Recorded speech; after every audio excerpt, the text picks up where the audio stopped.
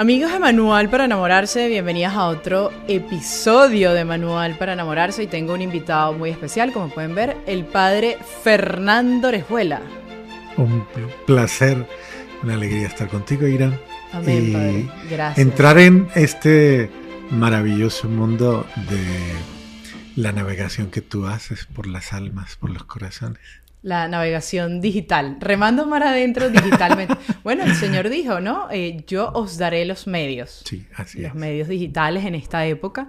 Mi gente, tengo que anunciar desde una, hay un ruido arriba, así que nosotros estamos haciendo lo mejor posible, ¿verdad, padre? Así es. Aquí en nombre de Dios, en medio de la tribulación. En medio de las perturbaciones que a veces pueden ser recurrentes en la vida. Amén, amén.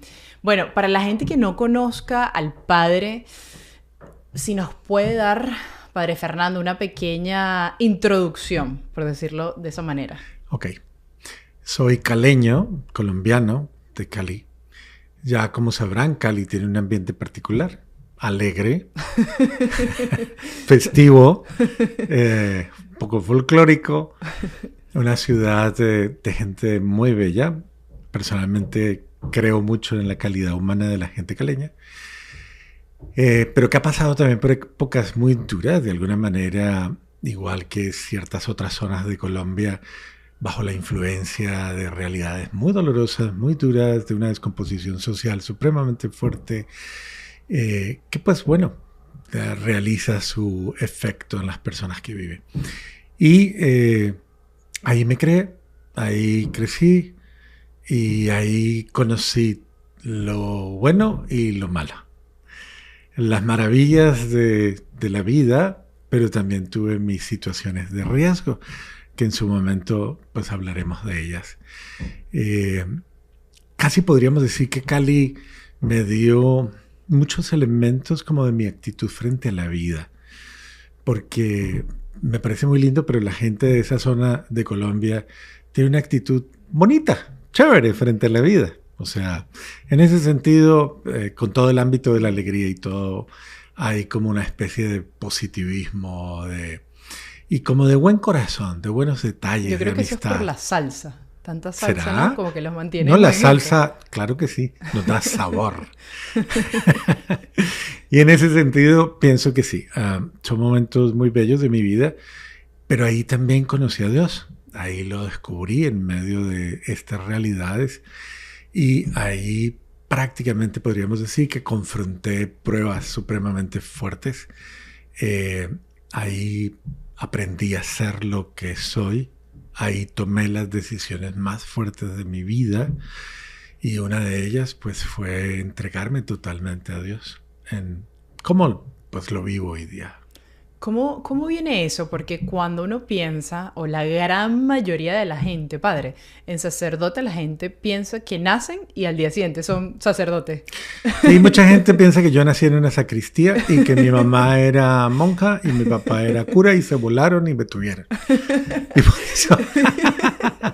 Eso es lo que piensa la gran mayoría de la gente, que los sacerdotes, ciertamente hay muchos sacerdotes, podríamos decir, por ejemplo, Padre Pío, ¿no? O sea, Padre Pío entró literalmente desde muy joven, tuvo eso en el corazón, virgen, una cosa que uno dice, wow, pero muchas otras personas no.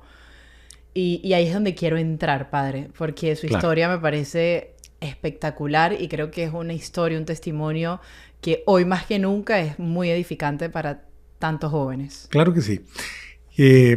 Pienso que Dios, en eso está la diversidad, ¿no? Dios, en su infinito amor y que conoce la realidad humana, sabe también ir a ciertas realidades de la vida donde nadie iría. De ahí donde sacó a la Magdalena, de ahí donde sacó a Mateo, de ahí donde se encontró personajes que nadie hubiera elegido en la vida, que a nadie le hubieran llamado la atención, porque ¿quién hubiera elegido al buen ladrón como el primer santo de la historia de la humanidad? Se robó el cielo. Canonizado por el mismo Jesús en la cruz. Ese es Dios, y creo que yo soy un afortunado de haber vivido esa parte de mi historia. Wow, porque, padre, pero ¿en qué momento? Porque yo sé que usted ha tenido una historia bastante fuerte, se parece mucho a la mía cuando hemos hablado detrás de cámara.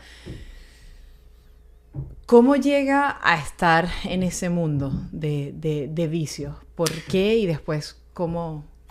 Pienso que mi vida es tan normal como la de cualquiera de ustedes. Mi vida es la de un miembro de una familia que creció con el ideal de que no era la peor familia, al contrario, era una familia que básicamente tenía elementos muy ricos, muy bonitos de valores de fe.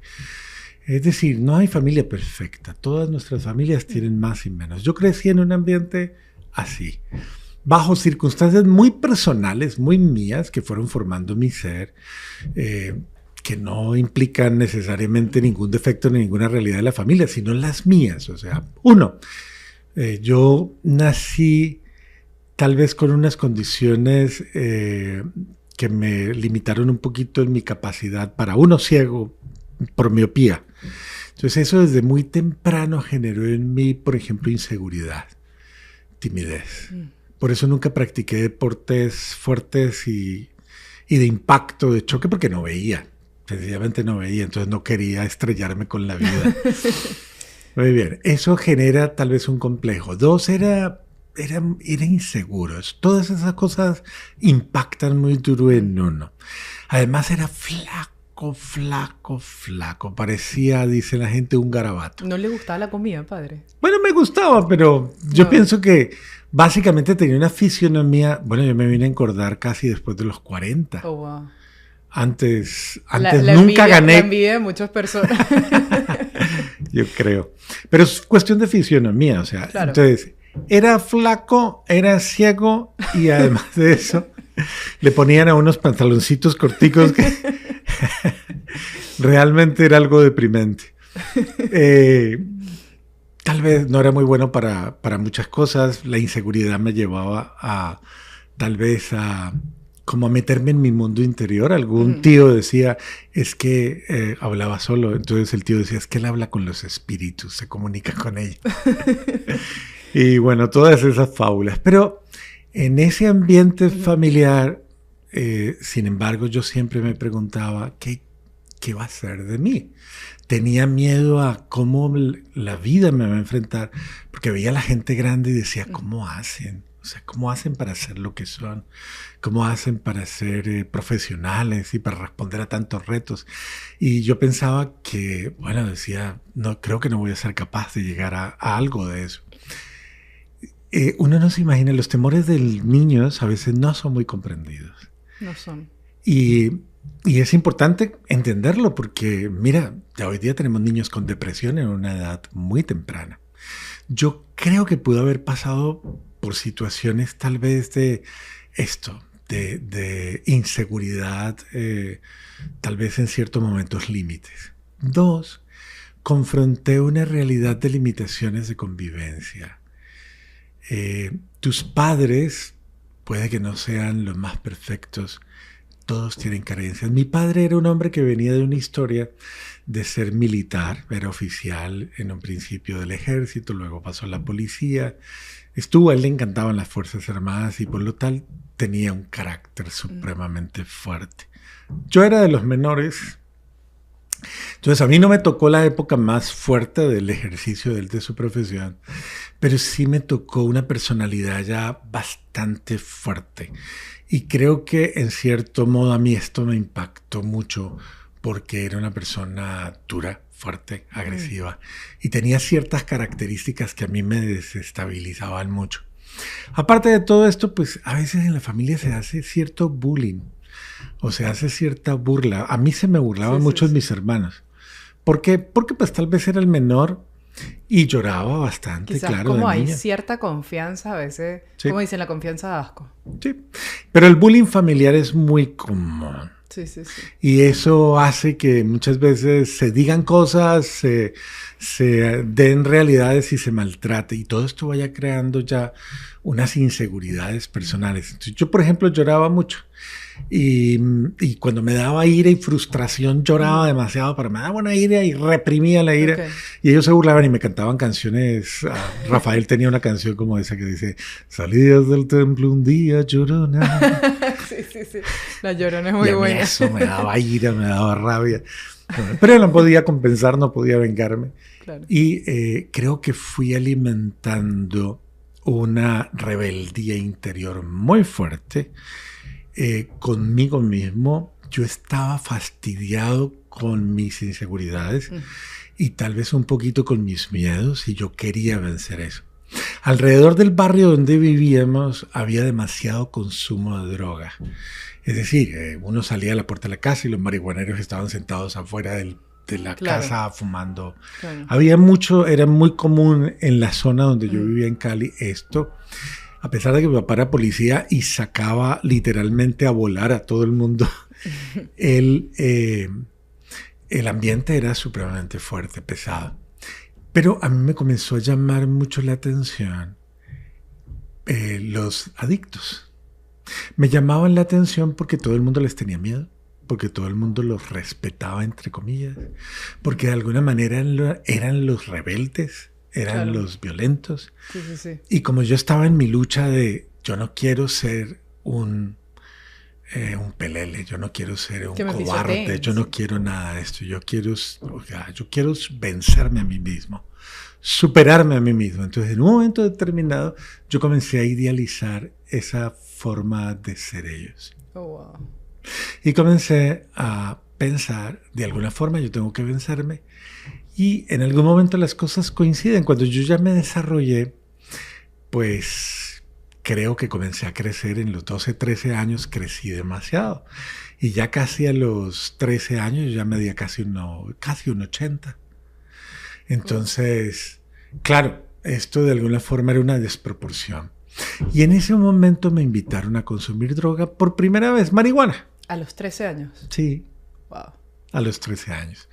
Ya venía con mis amigos, eso que uno hace escondidas, fumar cigarrillo, hacer ciertas cosas, tomar tragos de vez en cuando. Una cosa muy, muy sana de muchachos muy jóvenes, o sea. Pero ya a los 13 ya fue droga. Y en el primer momento yo dije, ¿por qué no?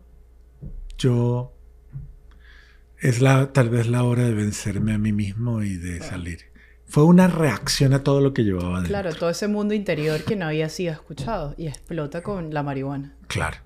Y entonces sí, de alguna forma comienzo a meterme y comienzo a involucrarme, y de alguna forma me dejo llevar por esto, y esto comienza a tomar el control de mi vida porque crea un ambiente. No es la marihuana, yo siempre explico, es que no es la droga, es el ambiente.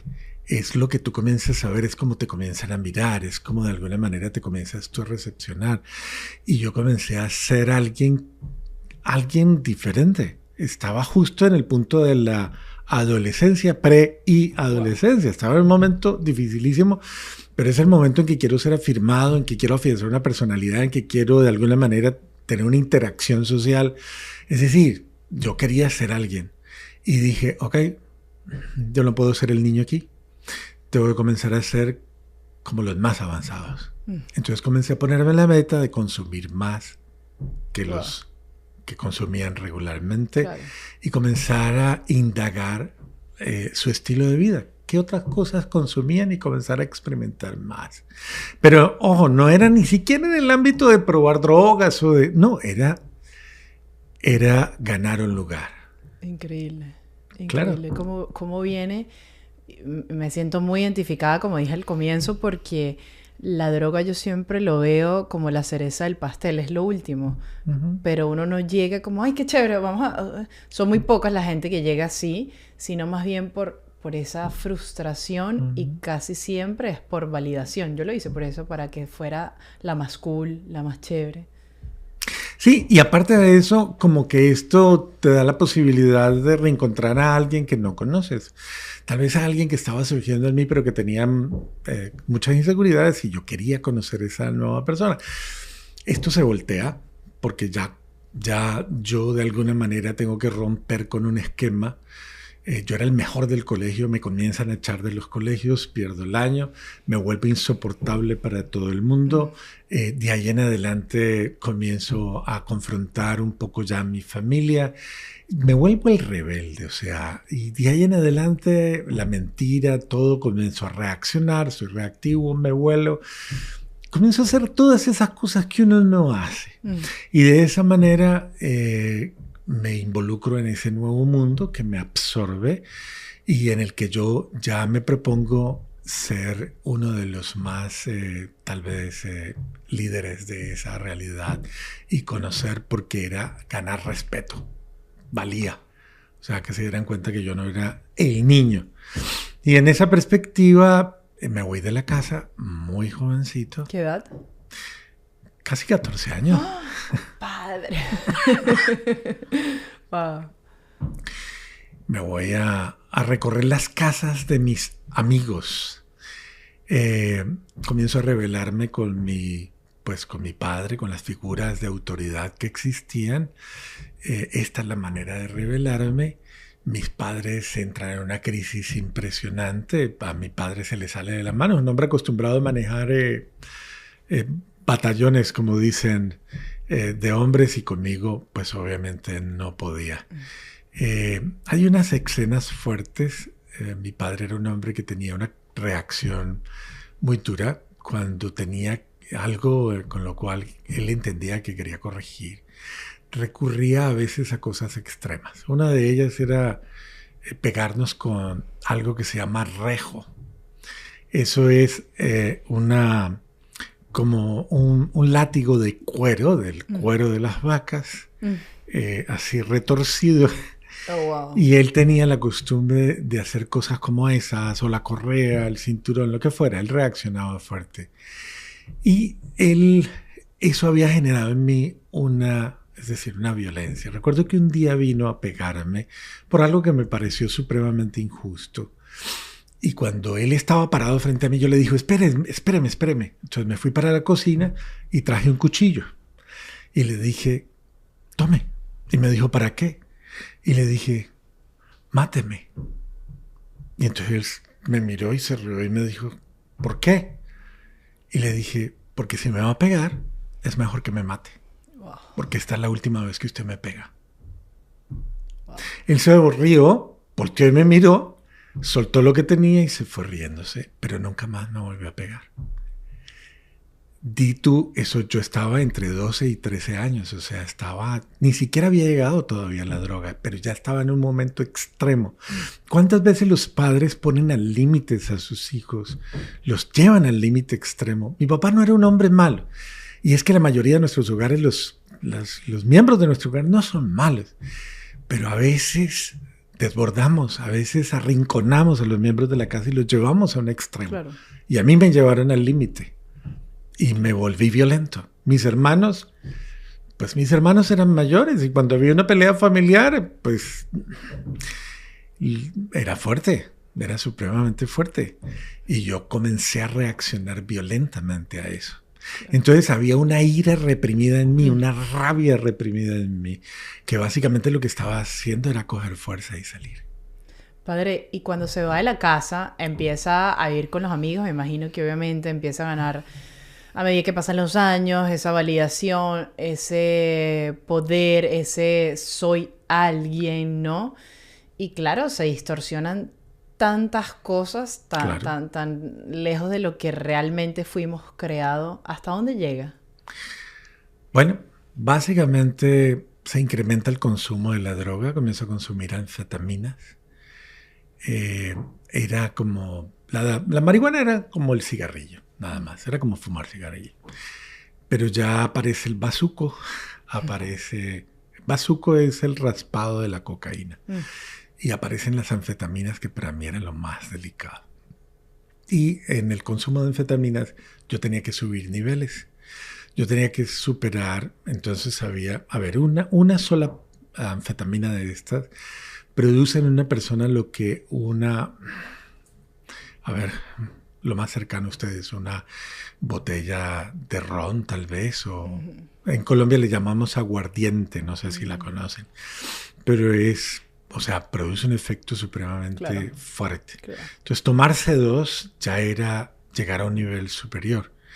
Y había quienes se tomaban 3, 4 y decían, tenemos que pilotearlas. ¿Qué era eso? Tú te tomas las pastillas y tienes que saber mantenerte consciente hasta. Entonces yo comencé a subir niveles hasta llegar a 8 de estas, Wow. que era un grado. Al día. No al día, porque después de una fiesta de esta naturaleza, tú podías quedar unos 3, 4 días casi en un estado. Wow. Hay fases de mi vida que no me acuerdo de eso, no me acuerdo de qué pasó en esos momentos. Sé que no fueron cosas extremadamente malas, pero hubiera podido morir, hubiera podido... Total. Miles de cosas. Me subía en una moto, andábamos en fiestas, me metía en líos, hacía cosas que no hacía normalmente. Claro. Terminaba, tal vez aparecía el otro día dormido en un parque, bueno, qué sé yo. Padre, menos mal, y sé que la audiencia se va a reír o me van a ofender, pero menos mal que no nos conocimos, porque hubiésemos terminado los dos en el parque. Porque es que es eso, uno pierde el sentido de lo que es lo correcto. Tú solo haces lo que en ese momento te provoque. Entonces, claro, a eso, acuérdense, agréguenle la juventud, todo lo que hay adentro, más la droga, más estás solo en el mundo, todo puede pasar. Y estás teniendo un respaldo social que es tu grupo, el grupo de amigos, donde eres un personaje, donde vas adquiriendo fama, donde eres de alguna... Yo encontré un liderazgo que yo no tenía. Ahí se vencieron muchos. Yo encontré como una gran capacidad de influir en los demás.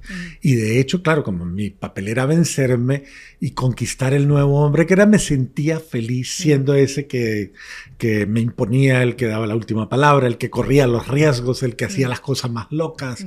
O sea, era un momento bueno para mí. Sí, sí, sí. Y eso tal vez me dio, pienso yo, era una época muy dura. Fue una época en que el narcotráfico creció mucho en nuestro país, en Colombia y sobre todo en Cali. Muchos de mis amigos se involucraron directamente a traficar, muchos a vender o muchos al consumo. Es decir, entramos en una dimensión supremamente fuerte. Yo, gracias a Dios, no entré en ese mundo. Yo básicamente me metí en el mundo del consumo, pero nunca, gracias a Dios, en lo otro. Claro. Pero esto creó un ambiente supremamente fuerte porque yo perdí más de 30 amigos. Algunos los mataron a mi lado, a otros sencillamente fueron muriendo sucesivamente. Yo estoy vivo porque Dios quería que yo viviera. Pero en muchas de las locuras que sucedieron, yo debía haber perdido la vida. Impresionante. Pero Dios tenía un plan para mí. Y de hecho ya lo vemos, y eso es lo que quiero preguntar. ¿En qué punto llega ese quiebre? ¿En qué punto? Porque todos, cuando uno está en el mundo de los vicios, tiene muchos puntos de quiebre. Pero ciertamente hay uno en que se debate la vida y la muerte. O sea, como... Claro. Llegas al punto en el que yo como que ya logré tener una identidad, ser un personaje, logré llegar a cierto nivel altísimo por encima de muchísimas. Mi familia se cambia de barrio y se va a un barrio relativamente muy bueno. Y en ese barrio mi padre cambia de ambiente completamente porque alguien le dice cambia absolutamente de todo. Pasa una cosa impresionante en medio de todo esto y es que mi padre, cuando yo ya me voy de la casa, él hace algo que a mí me estremece, de verdad me pega duro. Él va y deja cartas, una carta, y la repartió en todos los lugares donde se suponía que yo iba a ir. Y la carta, palabras más, palabras menos, decía: yo sé que no soy el mejor padre, yo sé que me he equivocado, yo sé que he cometido, que te he hecho daño, yo sé que no merezco nada, pero quiero pedirte perdón y recordarte que tú eres mi hijo y que este es tu hogar, esta es tu casa y siempre será tu casa, vuelve cuando quieras. Y a mí esto, cuando lo leí, llego a la casa de un amigo y me encuentro ese papel y me dicen: aquí le dejó su papá esto, y yo leo esto. Y esto me golpea, no me saca de la droga, pero me pega duro. Porque es que el amor toca. Recordar que tú eres un ser amado por alguien, eso toca. Pero yo no sabía procesar ese tipo de amor. No sabía cómo. Pero de alguna manera ese tipo de cosas comienzan a chocar. 2, ¿qué otra cosa me golpea? Mi propia autoestima. De alguna forma uno ha crecido en una familia donde hay muchos valores, donde hay una formación. Y de alguna manera al comenzar a sentir que la gente te tiene miedo, mis mejores amigos me cogieron pánico. Cuando yo llegaba al barrio antiguo donde estaba, la gente se escondía, cerraba las puertas, no dejaban que nadie se juntara conmigo. O sea, comencé a adquirir una fama terrorífica. Se volteó como todo. Todo. Entonces tú comienzas a ver qué tipo de ser humano me he convertido, qué tipo de persona soy. Ya no me siento orgulloso, porque entonces ya van a mi casa a buscar las cosas perdidas, porque ya van a buscar, a decir a la gente, tal vez de mi familia, hagan algo con ese muchacho que está dañando a otros muchachos. Recuerden que era un líder ya en las cosas malas. Entonces, si el cura de la parroquia me conocía, no me conocía por bueno, sino porque era de lo peorcito que había ahí en el barrio. Entonces, ese sacerdote jamás imaginó que usted sería. Nunca en la vida. Entonces, esos detalles son supremamente fuertes, pero van golpeando de una manera impresionante. Un día yo estaba drogado. La droga tiene un periodo de depresión en el que uno va volviendo de ella y después de un viaje, por decirlo de alguna manera, uno va volviendo en sí y esto tiene un efecto muy fuerte. Y estando en una situación de estas, yo siento, había en Colombia una propaganda que era del Banco Cafetero, que mostraban todo el proceso de degradación de un ser humano que consume droga y luego estallaba. Pues es la verdad, el ser humano se va degradando, se va degradando, se va degradando. Yo fui perdiendo la memoria, yo fui perdiendo mi estabilidad. Además de esto ya no me sostenía, temblaba. O sea, eran muchos elementos de reducción, muchos elementos de... Y estando en medio de todo esto, llega un momento y como que yo tengo un viaje en medio de esto. Yo creo que era hasta Dios actuando en eso. Y en ese viaje como que me lleva a un momento en el que yo tengo 30 años. Era algo como ser grande en esa época, ya 30 años. Y en esos 30 años visualizo una escena, a mí eso me marca mucho, en la que supuestamente estoy casado y llegan los niños del colegio y llegan llorando. Entonces, ¿por qué lloran? Dice, porque en el colegio me dicen que mi papá es marihuanero, que mi papá es un drogadicto, que mi papá es una vergüenza, que es lo peor. Y yo comienzo a sentir en ese viaje que yo soy lo peor, que yo estoy haciendo, que yo soy una vergüenza para todo el mundo, que yo... Y como que la reacción cuando vuelvo de ese viaje es, yo toda la vida voy a hacer así, esta es mi vida, esto es lo que voy a hacer siempre. No pude más con la vida, me quedó grande vivir. Eso me golpea. Wow. Golpea mi ego y me hace sentir yo no soy una basura. Claro. Todo el mundo me miraba ya como una basura, pero como que el ego comienza a decirte, tú eres más que esto, lucha por ti. Qué impresionante esa historia, padre. Solo quiero agregar que wow, o sea, me parece impresionante cómo nuestro Señor se vale de todo, se vale de todo, o sea, de todos tus planes. Ese es el poder de Dios que el enemigo jamás tendrá, porque el enemigo agarra las cosas buenas y te las destruye. Dios, imagínate, agarra las malas para algo bueno. A mí me pasó algo muy parecido en un viaje muy loco y eso fue, no puedo contar mucho acá, pero en un retiro, que es cuando alguien me lleva para un retiro, que es el de Maús, me hacen una trampa, me dejan ahí y yo en ese retiro me drogué. Y yo en ese retiro, en un viaje, dentro, yo pensé que estaba alucinando y ciertamente aluciné. Pero Dios me tocó en esa alucinación. Y yo siempre le digo a la gente, si usted lo quiere creer bien o no, pero Dios se valió incluso de un viaje de drogas, porque para Él nada es imposible. Entonces, wow, el sentido del humor de Dios es bien. Sí, Dios sabe trabajar nuestras miserias. Y sabe de alguna manera tocarnos porque todos tenemos unas fibras sensibles en lo más profundo de nuestro ser. Y esas fibras de alguna manera es la dignidad humana, es de verdad la valoración. Tú sabes que no eres cualquiera.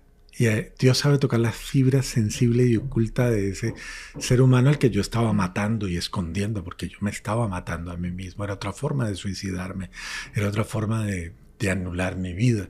Pero llega un momento en que tú te das cuenta que, a ver, la estás anulando de la peor manera. Totalmente, era una muerte lenta. Correcto. Padre, y después de esa revelación, ese sueño, como lo queramos llamar, ¿qué viene? Eso golpea.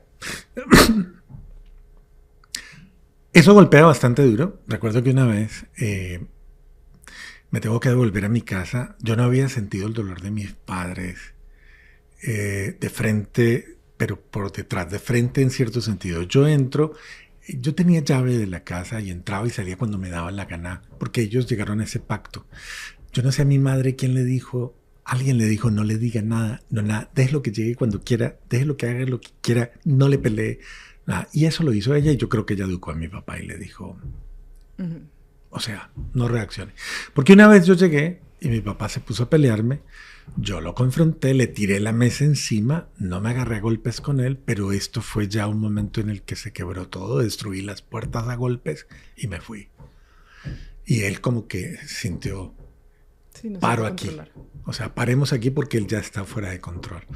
Entonces, en aquella oportunidad se me quedó una droga, yo me devuelvo a sacarla y cuando yo entro, ya voy saliendo con la droga en la mano, mi papá y mi mamá están en la cocina y él le está diciendo a ella, se va otra vez, ¿qué hacemos? Y ella le dice con una voz impresionante de desconsolación, de impotencia, no sé, y como el llanto de los dos me penetra, me paraliza y yo me quedo digo, wow, yo estoy causando esto, yo estoy produciendo tanto dolor, ahora yo me convertí de víctima en victimario. Y eso no me cambió, pero eso me golpeó, pero me fui.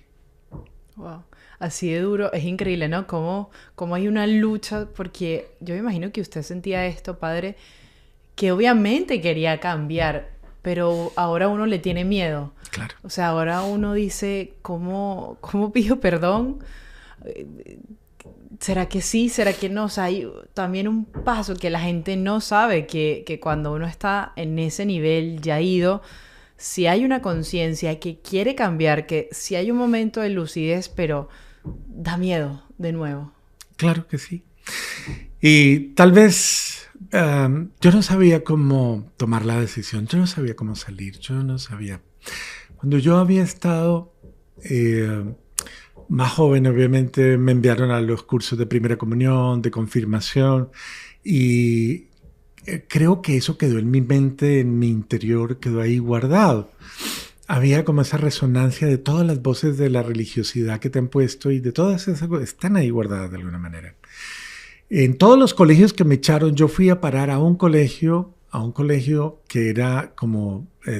era Instituto Diversificado de Educación Comprensiva, era como para los loquitos que echaban de todos los colegios, los peores. Y entonces, incluso de ahí me echaron. Okay. A mí también me echaron de un colegio así. No, uno se vuelve insoportable. Entonces, llego a un colegio donde había una chica que ella era... tal vez pertenecía a un grupo de oración de jóvenes y era carismática, era de todo esto, pero era una mujer con mucha fuerza espiritual y le encantaba estar con los adictos. Ella decía, es que son la gente más chévere, son los más cool, son los más chéveres. Y le encantaba estar conmigo porque yo era medio loco. Entonces ella venía y me hablaba y me predicaba, pero yo estaba fumando marihuana, entonces yo le decía, si me voy a predicar, bueno, hábleme, pero ayúdeme a armar el cigarrillito, le decía. Y... ella me hablaba de Dios de una manera impresionante y recuerdo que alguna vez yo estaba en una crisis muy fuerte, estaba pidiendo plata en la calle para ir a consumir. Ella se baja de un bus y me ve y me dice, ¿qué haces? Y yo en ese momento me sentí muy mal. Yo estaba drogado, pero me sentí muy mal porque de alguna manera me daba como pesar que ella me viera en un nivel tan feo.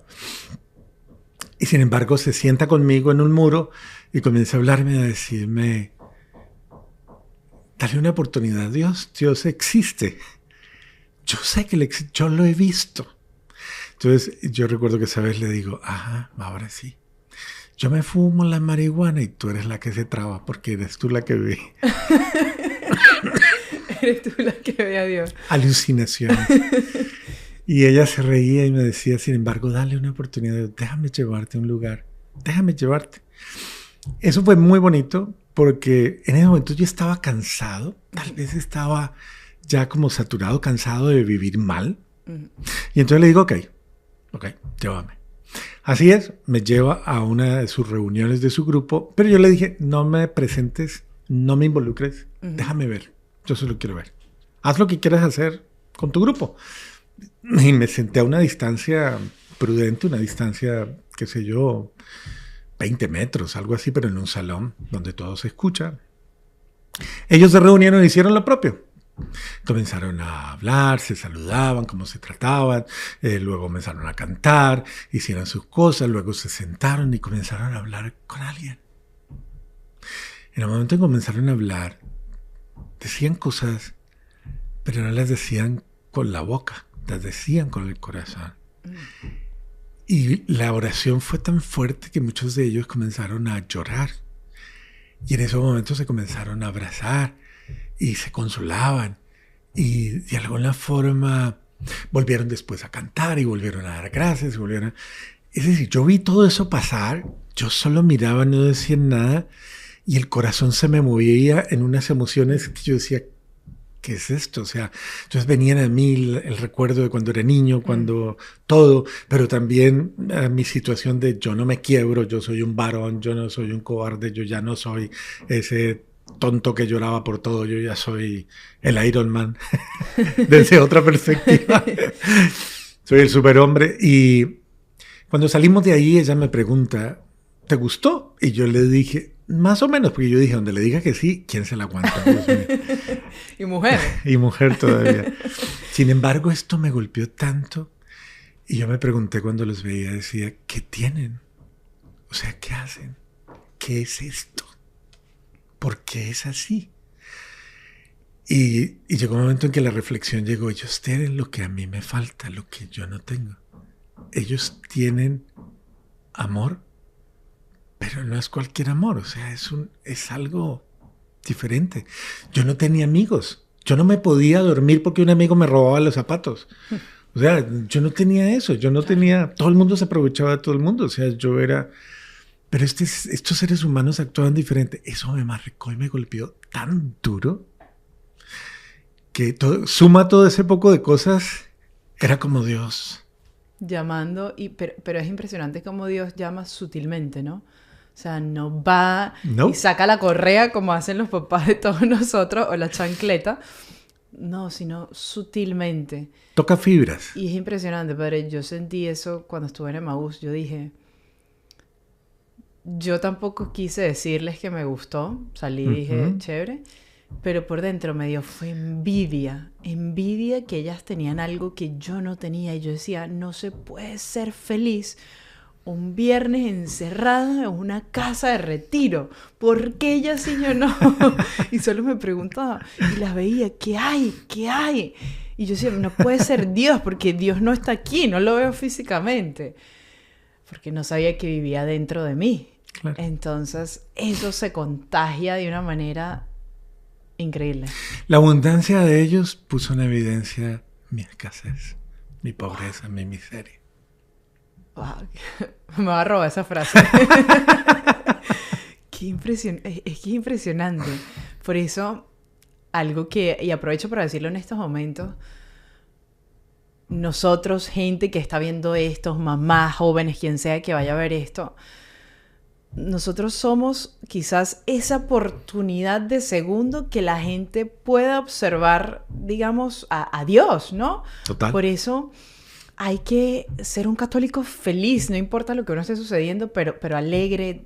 Entiendo que va a haber momentos de tristeza, está bien, pero digamos en lo que más podamos ser contagiar, porque un católico convencido de su fe y alegre, o sea, se pega más rápido que un COVID. 19 es más fuerte que el COVID-19. Somos infectocontagiosos. Padre, y usted me imagina que con todo esto, como dicen en Puerto Rico, con todo este revolú para adentro, y usted siente, me imagino que empieza a cuestionarse, o sea... Claro, ahí es donde aparece... me golpeó algo mucho, un amigo mío, muy amigo, con el que consumía droga casi todos los días. Un día me dice, estoy aburrido de vivir, estoy harto, no quiero más, esto llegó a su límite. Y esa última noche consumimos y me dijo, nos vemos, me voy para un mundo mejor. Yo pensé que iba a viajar, nunca entendí lo que iba a hacer. Y este hombre esa noche se fue y se quitó la vida.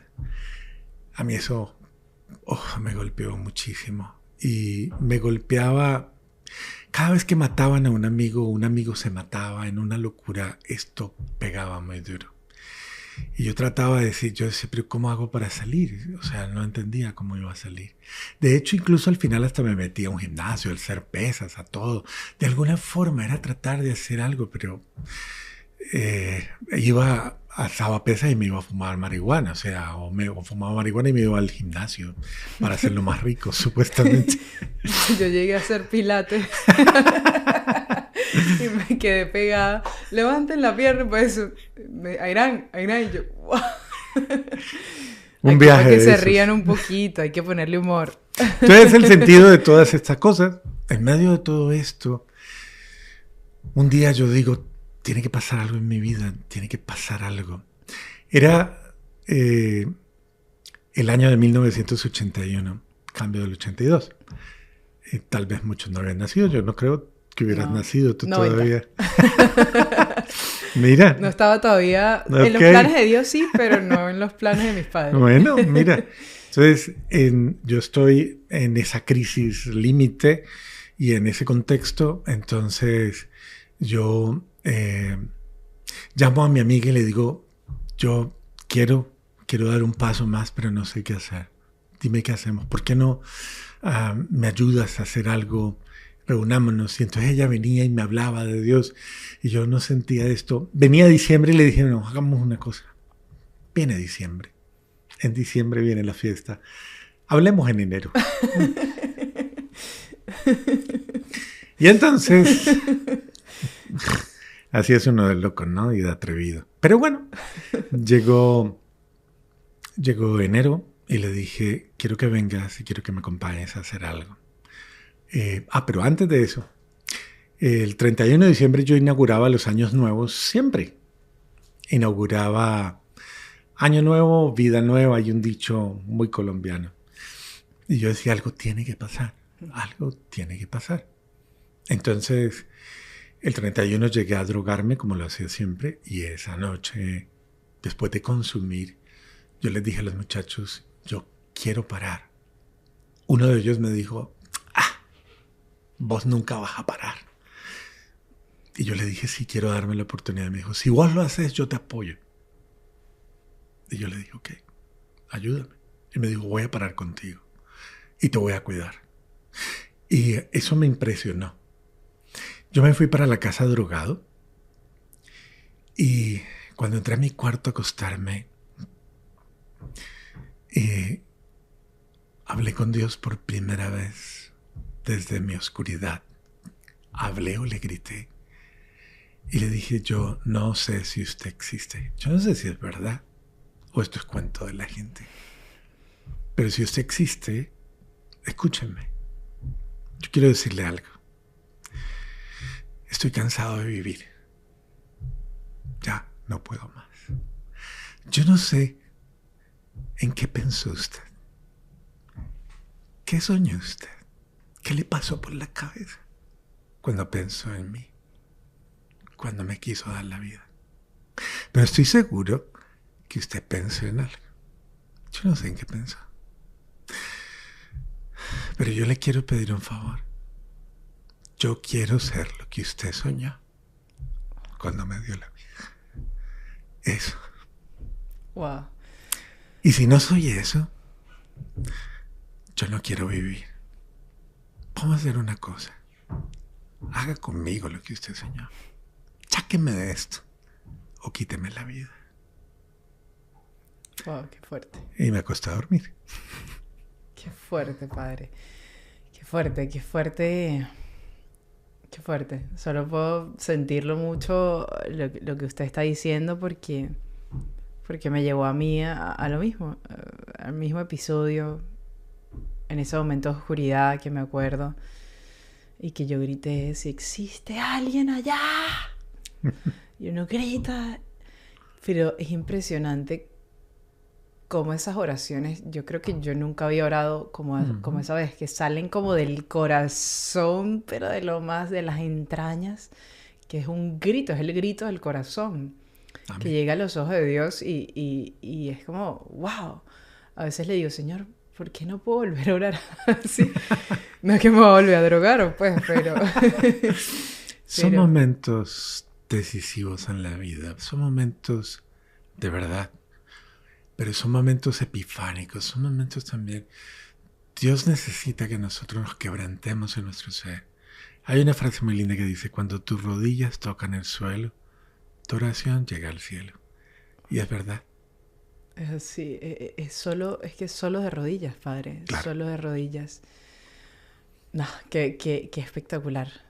Y yo me imagino que en ese momento, padre, obviamente esto no pasa porque, como le digo, yo estuve en lo mismo, no pasa un día a otro, pero ciertamente algo cambia, algo Bueno, mira lo que cambia. pasó. Yo me levanto el otro día y le digo a mi papá, que ya era abogado por ese momento, él estudió Derecho, ya, y tenía su oficina y, bueno, era un hombre bastante brillante en ello. Y le digo yo, llévame a tu oficina y ponme a trabajar. Ponme de mandadero. Yo te hago los mandados, lo que quieras. Pero llévame, entretenme, tenme ahí. Y voy donde la muchacha y le digo, ¿qué hago? Dime qué hago. ¿Qué tengo que hacer? Y me dijo, confiésate. Y yo le digo, yo no me he confesado desde que hice la confirmación, creo. Yo no. ¿Cómo hago? Y me dijo, ve y descarga tu dolor. Yo te voy a conseguir un padre y abre el corazón y di todo lo que sientes. Así fue, me conseguí un curita que me aguantó las horas que duramos juntos y le descargué mi rabia, mi ira, mi frustración, mi miseria, mi todo. Lloramos juntos y me sanó, me liberó. Me liberó abrir el alma y botar la basura que traía dentro. Dios, el sentirme perdonado, amado. No sé, algo milagroso pasó en la confesión. Es un desahogo lo que le dijo la amiga, padre. Esa es la belleza que a mí me encantaría que todo el mundo viera en la confesión.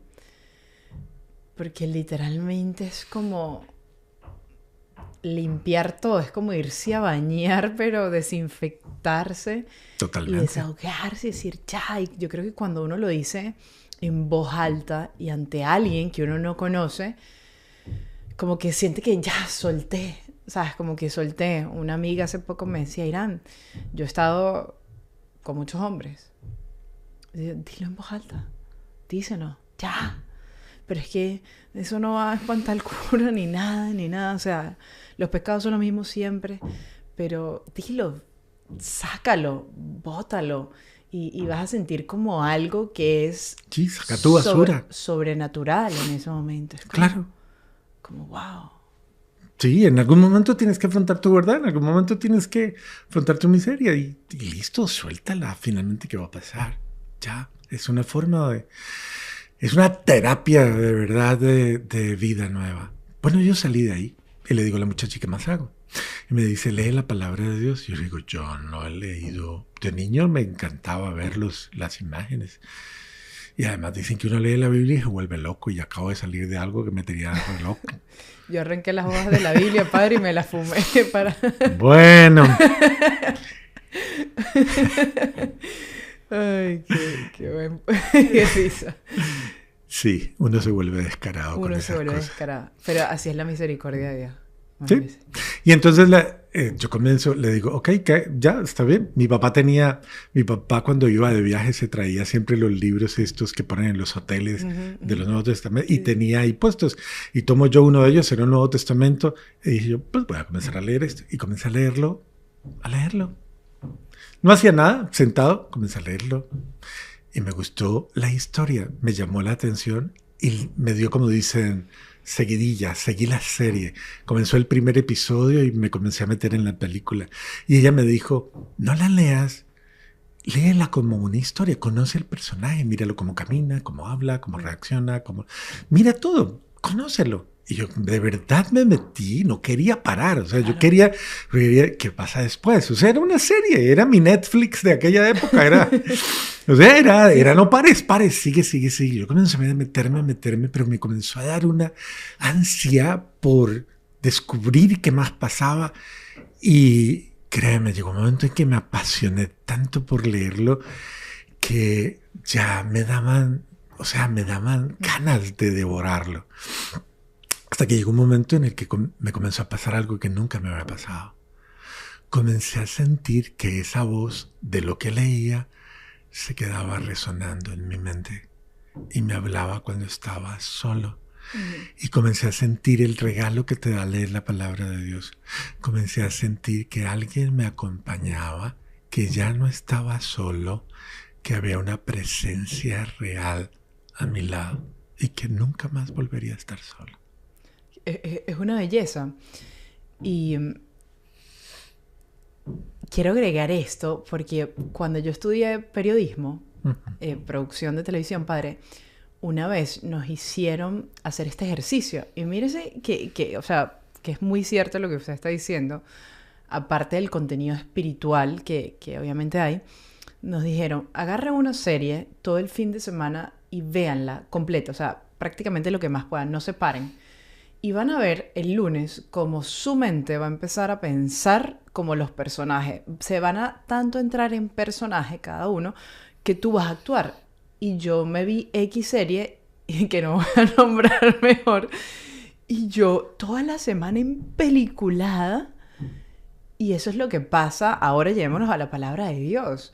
Porque el Señor reconstruye nuestra potencia del alma, que es la memoria, a través de su palabra. Y camina con nosotros. Imagínate, yo era un hombre que estaba perdiendo la memoria, que era inseguro, que tenía miles de cosas. Yo comienzo a hacer esto y esto es como una terapia impresionante que comienza como a rehacerme, como qué sé yo, a ponerme un nuevo material en el disco duro, en la mente, en el corazón. O sea, fue una cosa maravillosa. Y le digo yo, ¿y qué más hago? Y me dice, ora. Y digo yo, ¿y cómo oro? Y me dijo, hable como loco, cuéntele lo que sea, dígale lo que quiera. Y yo dije, ok, voy a comenzar a hablar. Y comencé a hablar. Okay. Comencé a hablar como loco. Pero di tú, esto se dio en los primeros días de enero. O sea, di tú, esto fue en la intensidad de cada día. Era una intensidad impresionante. Y el 5 de enero, después de más o menos este proceso intenso, le digo yo a ella, ok, quiero que me acompañes donde el cura de mi parroquia. Entonces ella me dice, ¿qué vas a hacer? Y le dije, ven conmigo. Entonces me voy para donde el cura de mi parroquia, que ya saben por qué me conocía, porque yo era muy malo y porque los papás iban a pedir que hicieran algo conmigo. Entonces me voy donde el cura, él está ocupado y yo le digo a la persona que me atiende, dígale al padre que es urgente, que por favor me atienda. El padre estaba en una reunión de parejas, estaban sentados ahí y me dice, díganle que entre. Entonces yo entro. Todo el mundo me mira, se queda aterrado de verme y se ponen muy tensos porque me tenían reserva. Entonces le digo al padre, padre, vine hasta usted porque quería decirle que quiero formar un grupo juvenil. El padre voltea y me mira y me dice, ¿qué? Y se frotaba los ojos. ¿Qué? Y le digo yo, padre, eso es lo único que me salva. Ayúdeme.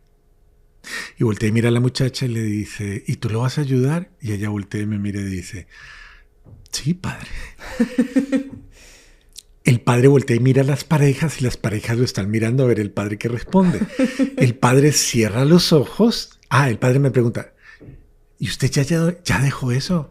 Y yo le digo, padre, llevo 5 días. 5 días, padre. El padre cierra los ojos y yo creo que invocó a todos los santos, las santas, las vírgenes, a todo el cielo, a todo el mundo estaba invocando. En este punto yo hago esta pregunta. ¿Tú confiarías en un drogadicto de 5 días? ¿Tú te jugarías tu buen criterio y tu buena reputación con un drogadicto de 5 días? ¿Tú le confiarías tus hijos a un drogadicto de 5 días? El padre abrió los ojos y adivinen qué me dijo. ¿Saben qué? ¿Sabe qué? Hágalo, que yo lo apoyo. Wow. Era Dios corriendo el riesgo de confiar en quien no se puede confiar. Yo era una basura humana. Llevo 5 días. Pero el cura corrió el riesgo y dijo, hágalo, que yo lo apoyo. Era Dios hablándome por primera vez en la iglesia, en un cura, en qué sé yo. Era alguien creyendo en que yo podría valer algo.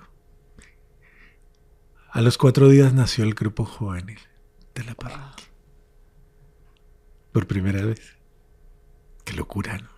Es demasiado loco, padre. Solo Dios se juega esas locuras. Solo Dios, sí, o sea, ay, que si no va a empezar a llorar yo no puedo porque después se me corre el maquillaje. Pero esto fue una locura, la gente pasaba, me miraba, yo comencé a ir con ellos, los muchachos alababan porque esta muchacha era experta en eso del grupo, y ella alababa, venía la gente, se hacía fuera de la iglesia, ahí en el campo fuera de la iglesia, la gente pasaba, me miraba y decía, ahora sí ya se enloqueció, de verdad que se enloqueció, mírenlo, no, ahora está cantando, droga, está alabando, ahora la droga se está le loquísimo. Y comenzaron a pasar el tiempo, pasó un mes y medio más o menos, y la gente comenzó a verme casi todos los días en la iglesia. Comencé a ir a misa a toda hora, comencé a meterme en todo el ambiente, porque era una sed, me nació un hambre, una ansia, un deseo de qué sé yo. Era una locura. Y el padre me dice, más o menos como al mes y medio, me dice, se me vino la parroquia encima y me están tratando de loco. Mira, ven, voy a reunir a toda la gente y les vas a explicar qué te pasó porque yo no sé cómo decirles. Háblales. Reunió toda la iglesia. Era una iglesia repleta. Yo nunca había hablado en público. Eso me dio pánico escénico. De hecho, yo me paré frente al ambón, que son estos donde se lee la palabra de Dios, y a mí me bailaban las piernas del miedo. Y pues yo dije, bailen mientras yo hablo, porque ¿qué más hago? Y así fue. Y en medio del pánico que tenía, era como si viniera una fuerza interior que me decía, habla. Y yo volteo a mirar a todas las personas y casi todo el mundo me conocía. Y volteo y les digo, ustedes me conocen. Ustedes saben quién soy. Muchos de ustedes me odian. Otros no quieren ni verme. Otros tal vez le han pedido a la vida que me limpien y me desaparezcan, como en esa época desechaban. Aparecían muertos los que llamaban desechables seres humanos, tirados en la calle. Había un programa de limpieza social. Y yo les decía, muchos de ustedes desearon que a mí me desaparecieran, me limpiaran, como la basura. Pero cuando todos ustedes creían que yo no valía la pena, cuando todos ustedes creían que yo ya no servía para nada, hubo alguien que todavía pensó que yo servía para algo y que no tuvo asco de descender a mi miseria, a mi alcantarilla, a mi basura y sacarme de ahí. Y ese fue Jesús. Y aquí estoy. No, yo imagino que esa gente... Ese día la iglesia lloró, ese día la iglesia aplaudió, ese día fue impresionante. ¿Y qué pasó de ahí en adelante? Mira, los muchachos, la gente tenía susto de cuidan sus hijos, ¿no? Pasó algo impresionante. A los muchachos no los dejaban ir a una fiesta si yo no iba. Porque de ser un tipo desacreditado me convertí en un garante de vida para ellos. Dios acredita lo que el demonio desacredita. Wow. Qué belleza. Wow, padre, qué belleza, porque cuando nadie, lo que usted acaba de decir ahorita, cuando nadie cree en ti, Dios todavía cree hasta el último respiro de tu vida. Yo creo que eso es algo que todo el mundo que esté viendo esto se tiene que memorizar. Cuando nadie da un centavo, Dios da la vida. Y esa es la belleza de saber que sí hay alguien, que sí se puede salir de la inmunda más inmunda. Así es. De hecho, yo le decía a la gente cuando les cuento mi testimonio, les digo, ¿ustedes creerían en un muchacho de esos locos con el pelo largo? Yo tenía el pelo larguísimo, crespo hasta acá. Andaba con unas botas impresionantes, camisas anchas. Y ustedes me hubieran visto por ahí loco, ojeroso, flaco, hubieran dicho, y pensar que mañana va a ser cura. Pasa, el Señor nos saca de una locura, digo, otra locura extrema. Padre, yo siempre he dicho... Y le doy gracias a Dios porque usted está aquí hoy y lo puedo decir con todo el corazón, sin importar nada. Yo cambié una droga por otra. A mí me encantaba el éxtasis. De hecho, nos podíamos meter 15 en un fin de semana. Y cuando de verdad sentí el cuerpo de Cristo en esa transición, en ese cambio, yo me acuerdo que yo me siento y yo me siento temblando y rara, pero bien. Y yo fui a donde el padre Osvaldo y le decía, padre, esto es lo que hace, esta es la droga. Por eso es que todo el mundo quiere comerse a Jesús. Pues yo me siento drogada y me decía, no, es que estás experimentando la fuerza del amor. Y y hasta el sol de hoy, padre, cada vez que yo comulgo, yo siento un éxtasis en mí. Yo digo, el Señor no me quitó nada, el Señor me dio más. O sea, claro, sí, digamos que la droga, claro que eso se fue, pero cada vez que yo comulgo, yo no sé, yo tiemblo como cuando yo me iba a meter esa pepa antes de entrar a una rumba y me da un... Ahorita no me da miedo, pero digamos que tengo una sensación como... Y empiezo a temblar y el corazón se me acelera y es como, ¡dale! Y yo quiero comulgar allá. Y eso es en verdad lo que pasa por mi cabeza y cuando la gente me dice... ¿Pero qué te pasó? Y yo, es que me drogué en la mejor droga del mundo, que es Cristo. Si se podría decir así. Si se pudiera decir así, pero la verdad es que más que una droga, porque en ningún momento anula nuestras facultades, nuestros sentidos, nuestra libertad, claro, nuestra voluntad, en ningún momento toma el control de nuestra vida, sino que actúa con nuestra libertad, actúa con nuestra dignidad y nos da libertad de lo más profundo. Es una dosis... Pero es una dosis de sobrenaturalidad. Es la dosis de vida verdadera. Él lo dijo. Yo les voy a dar vida y vida en abundancia. Y el que la beba de esta agua volverá a tener sed. Pero el que beba del agua que yo le voy a dar, ella se convertirá en un manantial que salta y brota para la vida eterna. Es el gozo exuberante de yo sé y te entiendo absoluta y perfectamente. Porque yo que estuve en lo peor de lo peor, sé lo que es que alguien conocer el amor que nunca has conocido y cómo el amor fluye en ti, obra en ti, sana y te hace un ser humano absolutamente nuevo y diferente. Las excelsitudes del amor de Dios, de la dulzura del amor de Dios, de la belleza del amor de Dios, inimaginablemente hacen que todo lo mejor de mí fluya de una manera espontánea. E incluso yo me siento orgulloso de eso. Por eso la Virgen María cantó el Magnificat, proclama en mi alma la grandeza del Señor. Y se alegra mi espíritu en Dios mi Salvador, porque hace maravillas en mí el Todopoderoso. Qué belleza. También me voy a robar dosis de sobrenaturalidad. Para no decir, es que no sabía otra palabra, acabo de aprender algo y lo voy a usar en los testimonios, padre. Es que... O sea, qué belleza, padre. Y yo me imagino, empieza ese grupo, toda esta fuerza. Esto fue una locura. Esto fue una locura. Y ustedes me van a decir, pero, a ver, ¿de verdad? Yo me enloquecí. ¿O me enloqueció Jesús? Me enloqueció su amor. De hecho, recuerdo que una vez venían unos muchachos al grupo que eran unos líderes fantásticos. Ellos hacían las dinámicas más impresionantes. Yo los admiraba en cantidades. Yo quería ser como ellos. Y recuerdo que una vez me los encontré en la calle y les dije, hola muchachos, ¿y ahora dónde están? ¿Dónde están animando? ¿Dónde están? Uno de ellos se paró y me dijo, supéralo. Nosotros ya maduramos, ya superamos, ya se nos pasó la fiebre de eso. Yo me quedé paralizado, volteé a mirar hacia el cielo y le dije, Jesús, si tú eres fiebre, nunca permitas que se me pase.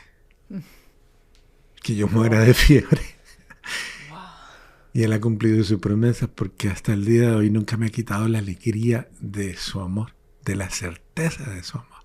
Entonces, yo sí me enloquecí, me metí a todos los grupos y decían, hay Legión de María, ya iba. ¿Están rezando? Ahí voy. Me encantaba absolutamente todo, iba hasta los grupos de pareja, a todo. Hasta los bautizos de la parroquia. No, yo no me perdía ni los funerales. Me encantaba ir a las funerarias a hablar sobre la vida y cómo el muerto no estaba muerto. Más muertos estaban los que estaban velando al muerto y cómo Jesús venía a darnos vida. Era una locura. Yo me enloquecí con Dios. Ay, ¿y en qué momento entra lo de sacerdote? Wow. Airam, esa pregunta da para otro capítulo de 1 hora más. ¿Te quieres meter en ese riesgo? Podemos, depende, si usted quiere, yo me meto en el Ok. En, yo crecí con los jóvenes y honradamente nunca me pasó por la cabeza ser cura. Es decir, yo veía los curas y ciertamente guardaba un gran nivel de admiración y de respeto por la figura de esos sacerdotes que de alguna manera actuaron de una manera tan impresionante conmigo. Por verlos en la figura desde niños que los veía como seres raros. Yo decía, ¿por qué son tan raros? Yo los veía en otro nivel de... A mí sí me parecían muy raros. En el buen sentido, ¿no? No en el sentido malo, sino en el sentido de que me parecían unos seres traídos de otra dimensión y puestos ahí a hacer algo que yo no entendía. Vale, pero yo nunca me identifiqué con eso. Yo toda la vida soñé con tener un hogar, una familia. De hecho, era muy enamorado. Desde niño fui muy enamorado. Entonces siempre suspiré a encontrar alguien. Entonces nunca se me pasó por la cabeza absolutamente nada de eso. Ya en los grupos juveniles y en un proceso tal vez de crecimiento e incluso de madurez en todos los aspectos, porque Dios hasta en ese aspecto suscitó detalles muy bonitos para sanarme de todas esas realidades en las cuales yo estaba carente. Y Él fue suscitando personas con las que yo pude ir tal vez reconciliándome aún en esa parte afectiva.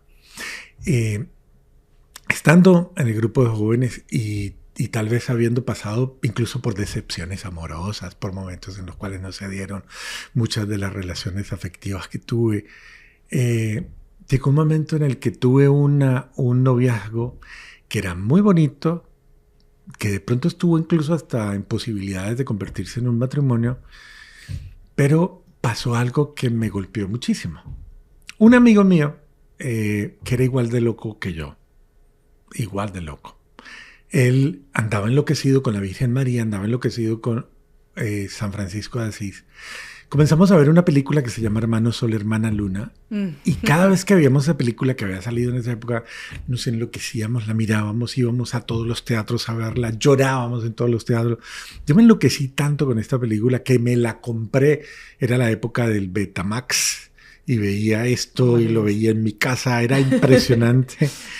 Y bueno...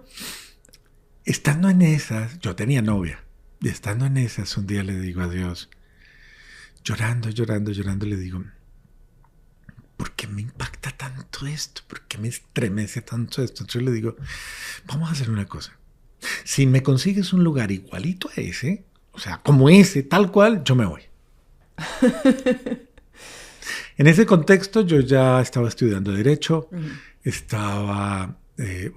tenía una microempresa con mi amigo, o sea, habíamos ya arrancado otra etapa de nuestra vida. Y entonces estábamos en eso cuando un día mi amigo se me pierde y no volvió a trabajar, no volvió a nada. Voy donde la mamá y me dice, no sé de él. Y yo, ¿este loco qué? Y me dice, yo sé que él está vivo porque me ha dado señales de vida, pero no sé dónde anda. Como a los 2 meses aparece calvo, con una cruz, en sandalias y con barba larga. Y le digo yo, ¿qué pasó contigo? Y me dice, encontré el lugar que estábamos buscando. ¿Qué? O sea... Se encontró con un cura loco. Se encontró un cura loco, más loco que nosotros tal vez. Un cura que soñó con tener una comunidad como la de San Francisco de Asís, volver a los orígenes, y se fue a Colombia, en las montañas de Colombia, en un sector casi inasequible de Colombia, construyó un convento con las mismas medidas del convento de Santa Clara en Asís. ¡Qué brutal! Ahí, en mi propio país, en mi propio terreno. ¡Qué brutal, padre! Y cuando ese padre me habla y me dice, ahí está, yo recordé las palabras que le dije a Jesús. Si me das un lugar idéntico a eso, aquí me voy. Yo lo único que dije fue promesa, me voy. Y dejé la universidad, dejé a mi novia. Yo la quería muchísimo, pero la dejé. Y le dije, mira, yo tengo que resolver esto. Yo no sé. Yo no quiero estar casado un día y decir, me equivoqué de camino y no quiero culpar a nadie de esto. Yo necesito resolver esto. Yo me voy. Espérame si quieres, pero no sé si vuelva. Y me fui. Y me hice franciscano. ¿En serio? Claro. Yo no sabía eso, padre. Bueno. Fraile franciscano. Franciscano, de una nueva fundación, de una nueva experiencia, sí. de una comunidad de locos que estaba empezando y yo me sumé a esa locura y me fui a fundar con el padre. Éramos los primeros, éramos 5 o 6 personas y el padre. Y el amigo de usted era también el que estuvo en... Era otro loco. Pero no, ese no fue el que compartió conmigo droga. Okay. Este ya era un amigo de las aventuras. Con él era que predicábamos en los velorios y en todo esto. Era un loco cristiano. Okay. Y nos fuimos y nos hicimos franciscanos los dos. Y otro amigo mío dijo, me voy con ustedes, y se fue y ya éramos 3. ¿Y cuánto tiempo duró ya? Bueno, no duré mucho. No porque es que es simpático. Yo entré con todas las ganas y tal vez el tiempo más hermoso de mi vida. Yo estaba supremamente feliz. Llegué al noviciado y me hice novicio y estaba absolutamente feliz. Y cerré el capítulo de la novia. Pero el padre alguna vez me llama y me dice, vamos a Cali. Vamos que nos han invitado a un congreso. Entonces yo me voy con el padre a Cali al congreso ese que nos han invitado. Y en medio de ese contexto digo, ay, voy a llamar a mi exnovia a ver cómo está. Yo la llamo, ella me dice, oh, yo estoy aquí, ella está viviendo en otra ciudad. Y me dice, esta es la parte que yo llamo la telenovela. A todo el mundo le gusta la telenovela, ¿no? Entonces, ella me dice, quiero verte. Yo le digo, yo también quiero verte. Entonces yo me le volé al padre y le dije, tengo que ir a hacer algo de los ojos. Me volé y fui y la vi. Cuando yo la vi, a mí, o sea, me paralicé, me impacté. Era como si el tiempo no hubiera pasado. Yo me di cuenta, ok, yo no la dejé por otra mujer ni nada. Yo la dejé por Dios. Amo a Dios con todo mi ser. Pero volvió a mí el casarme, el tener un hogar, el tener una familia. Esto me impactó muchísimo. Yo no dije nada, pero yo me fui muy mal para el convento. En todo el camino pensaba, ¿qué hago? Estuve en crisis terrible. Le conté de mi crisis al padre, le hablé, el padre me dijo, no, ven, quédate, vamos a hacer una cosa, yo te voy a mandar a África, te voy a mandar a una misión, vete, esto se te va a pasar, no te preocupes. O sea, fue una fuerza muy grande, pero yo me sentía, llegó un momento en que yo me sentía deshonesto conmigo mismo y yo no quería engañar a Dios ni a nadie, ni quería vivir algo falso. Yo quería ser honesto conmigo mismo. Pero para mí esto era maravilloso porque en el convento me pasaron unas cosas espectaculares que algún día de pronto hablaremos de eso, pero unas cosas espectaculares que tocaron mi vida. Y entonces, bueno, yo sin embargo le dije a Dios un día, ya después de una crisis terrible, le dije, no puedo más. Me fui de la imagen de la Virgen, me arrodillé con ella y le dije, mamá, yo no sé lo que está haciendo, no sé qué estoy haciendo con mi vida, no sé por qué estoy viviendo esto. Yo te amo, yo no quiero perderme, pero yo te voy a pedir un favor, yo tengo que ser honesto conmigo mismo, mamá. Yo me voy, cuídame, no me sueltes, no me dejes perder. Y me le volé al cura y me fui. Yo no he sido fácil, ¿eh? Sí, no, ya. Me fui, llegué otra vez a la ciudad y todo el mundo... ¡Ah! Fue un impacto porque fue impresionante que me hubiera ido. Claro. Pero fue más impresionante que volver. Una película. Esa película. Una película. Y esto fue muy... Porque fue llegar a retomar todo. Yo busco a la muchacha, le digo, ok, estoy aquí. Y listo. Ella es impresionante. Ella entra en una fase de choque y dice, yo no puedo con esto, no sé, no. Entra en un choque de rechazo.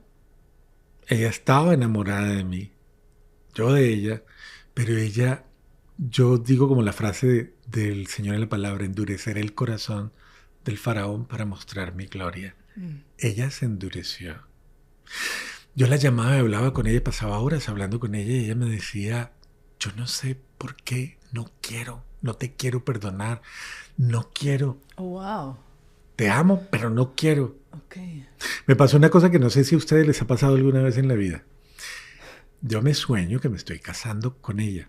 Me sueño el lugar, la iglesia, me sueño el momento, cómo estaba todo el templo, todo era espectacular. El momento en que yo digo mis votos, dice ella sus votos, o sea, era un espectáculo. Yo me levanto y la llamo y le digo, me acabo de soñar contigo. Y me dice, ¿yo también? Oh, wow. Y le digo yo, ¿sí? ¿Qué te soñas? Me dice, no, cuéntame tú primero. Yo comienzo a contarle todo y ella comienza a llorar, a llorar, a llorar y no paraba y no paraba y no paraba. Y yo le digo, ¿por qué lloras? Y me dice, porque yo me soñé exactamente lo mismo. Oh, wow. El mismo día, a la misma hora. Oh, wow. ¿Eso es normal? O sea, me ha pasado algo, otras locuras, pero esa en específico no la tengo todavía. Yo le digo, ok, ¿qué más quieres? Creo que Dios está claro hablando. ¿Qué esperamos? No. Me endureció el corazón. Oh, wow. O sea, no, después de eso no. No. Esa mujer fue dura, padre. Sí. La endureció el corazón. Sí. En estas yo entré a la universidad, seguí con mi vida y tal vez prácticamente llegó un momento en que no sé, entré como en un choque de decir no. De alguna manera las relaciones que vinieron después de alguna manera reemplazaban a ella, buscaba a la persona en otras personas y caí en una situación de mendicidad, de lo que es mendigar amor humano. Y no sé por qué Dios me permitió vivir eso, pero fue muy doloroso. Para ayudarnos a todas nosotras, padre. Para ayudar a todos nosotros, todas las mujeres mendigando amor. Para comprender eso, que fue muy duro, fue bastante doloroso, no la podía sacar de la cabeza, de la mente, Wow. de nada, era supremo. Incluso después me pasó algo, ella se retira, estaba en otra ciudad, en Medellín, y dice, voy a volver a Cali, regresa a Cali. Yo estaba en una universidad franciscana, y llega y me llama y me dice, estoy aquí, ayúdame, no tengo trabajo, no tengo nada. Yo le digo, ok, ¿quieres estudiar? Sí. Me voy para donde el rector de la universidad, le hablo, le cuento mi historia, y le digo, dale un cupo. Una universidad privada. Era el rector. Me dice, tráela el lunes a estudiar. Ok. Me voy con mi mejor amigo de clase que trabajaba en una empresa gigante y estaba necesitando una asistente en ese momento. Y le digo, dale puesto. Le conseguí puesto, le conseguí universidad y quedaba enfrente de mi propio salón. Y comencé a verla todos los días. Eso fue un martirio terrible. Todos los días mi amigo me decía, oye, no voy a decir el nombre de ella por preservar, voy a decir Rosita. Rosita es maravillosa, es una mujer espectacular. Bueno, el hombre estaba feliz, pero todos los días venía. Y en el tiempo yo comencé a guiarla, a llevarla, y un día me dijo, ¿sabes qué? Ya no más, déjame tranquila, ya estoy bien, ya no más. Ya, gracias por todo lo que me ayudaste, sigue tu vida, yo sigo mi vida, pero ya no más. Oh, wow. Y claro, eso golpea. Sigo, y han pasado 1 o 2 años, qué sé yo, ha pasado mucho tiempo. Y yo en esa línea. Y yo me cerré al sacerdocio. Yo dije, no quiero ser cura. Yo quiero un hogar. Pero como no encontraba a nadie, de pronto alguien me dijo, ¿y por qué no te haces misionero? Entonces yo dije, era un amigo que tenía en Marine Brothers que vivía en las Filipinas y era un gran misionero y me dijo, vente de misionero, pero tienes que terminar la carrera. Y dije yo, ok, voy a terminar mi carrera y me voy de misionero. Y por allá me consigo una misionera. Y tenemos misioneritos. Esa es la historia que mucha gente quiere. Y entonces, en ese capítulo estoy yo en eso, fresco, como diciendo que hay algo irá a pasar en mi vida, pero nunca cura. Yo vuelvo a entrar en otra crisis. Ya iba bastante avanzado en mi carrera de Derecho, iba en 7º semestre de Derecho, más o menos, por el año 1990. Cuando tú naces. Cuando usted estaba en crisis. Yo estaba en crisis. Yo estaba en crisis de qué hacer en mi vida, de qué hago. No quería eso, ni me pasaba por la mente ser cura, no quería. Pero yo quería hacer algo, me sentía solo, sentía que no tenía a alguien. Y entonces ya había conocido la espiritualidad a la que pertenezco hoy día.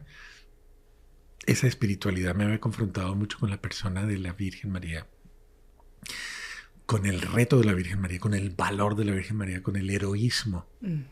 Si hay una mujer Iron Man, esa es María.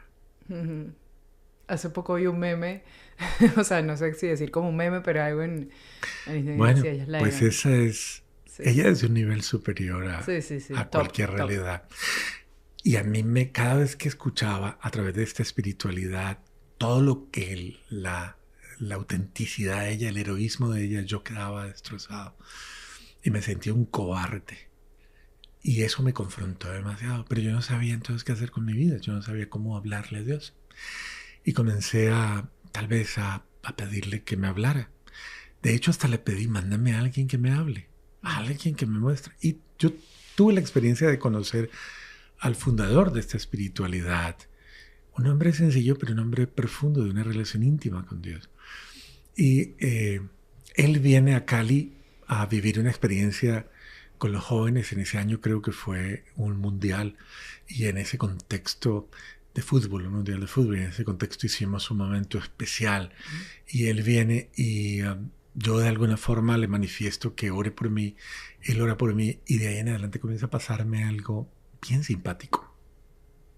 Yo me voy a la casa de una amiga que paseábamos unas rumbas espirituales impresionantes. Nos pasábamos la noche orando, hablando de Dios, de todo. Y esa noche nos pasamos en ese tipo de fiesta sobrenatural.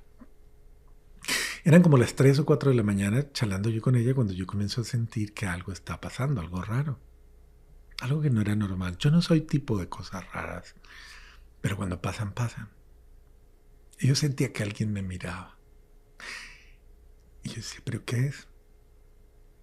Yo volteo a mirar y de pronto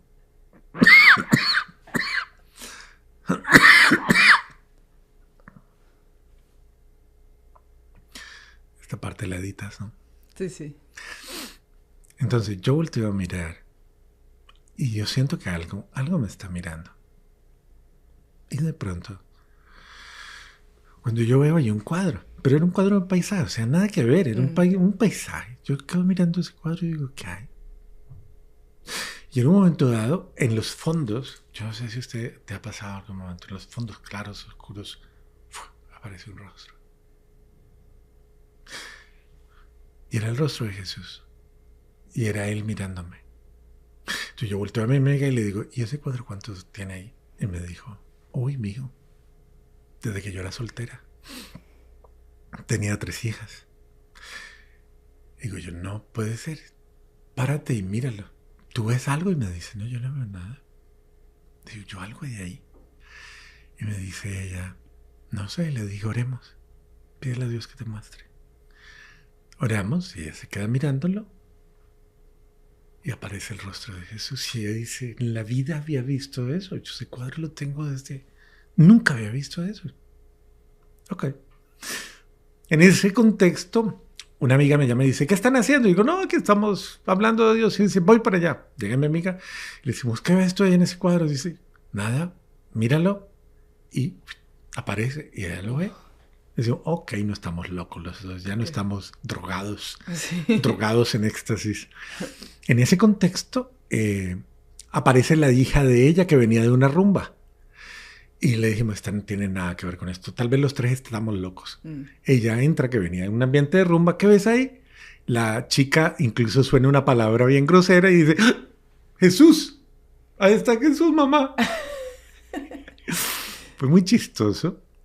Ok, se va. Yo quedo impactado. ¿Por qué? Al otro día me voy a hacer algo que tenía que hacer de trabajo. Voy pasando por donde mi amiga, la que llegó después, y me dice, ¿por qué no vienes a la casa y almuerzas? Estás cerca, ven y almuerza. Digo yo, ok, voy a ir a almorzar a tu casa. Yo casi nunca iba a la casa de ella.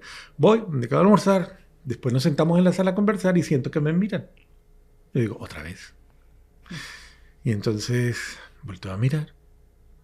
Y yo no sé, ¿quién me mira? Y tenía unos muebles de esos que llaman, de esos muebles con arabescos árabes y todo eso, esas telas raras. Y en medio de esas telas aparece otra vez el rostro de Jesús. Qué vaina tan loco. Si yo miro eso y digo yo, wow, ¿y eso? Y entonces le digo a ella, me dice, ¿qué te pasa? ¿Te está pasando lo mismo? Le digo yo, sí. Mira ese asiento. Ella se pone a mirarlo y dice, wow, ahora entiendo por qué mi papá me dijo que si estaba loca.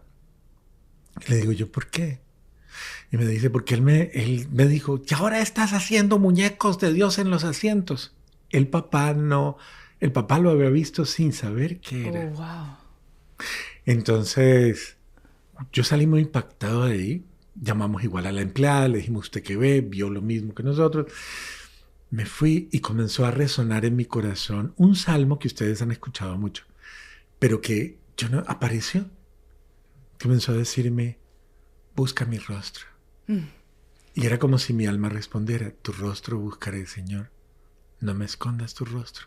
Pero era que me salía del alma, busca mi rostro. Y entonces me pasa que en esa misma semana tengo un cura amigo invitado a comer. Vamos a comer, luego nos vamos a la casa un ratico, yo estoy charlando con él en mi casa y comienzo a sentir otra vez que me están mirando. Yo digo, ¿qué es esto, Dios mío? Como estoy con el cura, digo, este cura no me va a creer, a este sí no le cuento lo que me está pasando. Despaché al padre,